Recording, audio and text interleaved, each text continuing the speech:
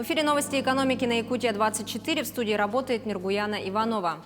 Якут-Недра разыграют 5 рассыпных месторождений золота 26 мая на аукционах. Самое дорогое месторождение драгметаллов в долине ручья Леденистый с балансовыми запасами 68 килограмм золота. Планируется продать за 55,5 миллионов рублей. За участок в долине ручья Бедовый стартовый платеж установлен в размере 16 миллионов рублей. Балансовые запасы объекта утверждены в количестве 185 килограмм золота. Еще свыше 7 миллионов рублей планируется разыграть на аукционе месторождения в долине ручья Медведка.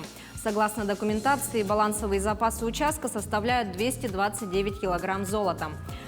Четвертое по стоимости месторождения в долине ручья Половинка разыграют со стартовой суммы в 3 миллиона 600 тысяч рублей. Запасы объекта утверждены в размере 82 килограмм золота. Пятый лот ручей Левый Ганам с запасами в 50 килограмм золота планируется реализовать за 2 миллиона 300 тысяч рублей. Взнос за участие в аукционах составляет 28 тысяч рублей. Заявки принимаются до 5 мая. Угледобывающая компания «Колмар» запустит в работу высокотехнологичную шахту «Восточная Денисовская» в Нерюнгринском районе 9 апреля. Мощность шахты составляет 4 миллиона тонн угля в год, выработка 37 лет. Строительство шахты началось в 2016 году и ведется в 3 очереди. Первое – строительство и запуск шахты с выходом на мощность до 4 миллионов тонн угля в год до 2023 года. Вторая – отработка запасов на основных горизонтах до 2029 года с мощностью 4 миллиона тонн угля в год. Третья очередь подразумевает доработку запасов угля с переходом на нижележащие пласты до 2057 года. На шахте планируется ввести полную конвейеризацию транспортировки угля из выемочных участков до угольного склада на поверхности. Электроснабжение шахты обеспечивается подстанциями номер 52 Денисовская и номер 55 Комсомольская за счет средств федеральной субсидии в рамках обеспечения инфраструктуры резидента ТОР «Южная Якутия».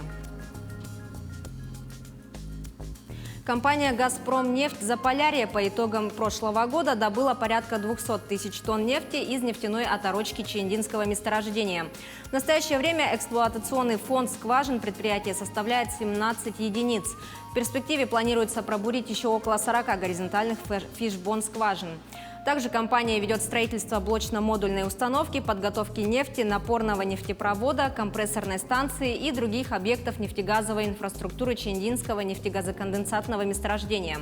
Ввод данных объектов в эксплуатацию позволит к 2023 году увеличить ежегодную добычу нефти до 1 миллиона тонн жидких углеводородов.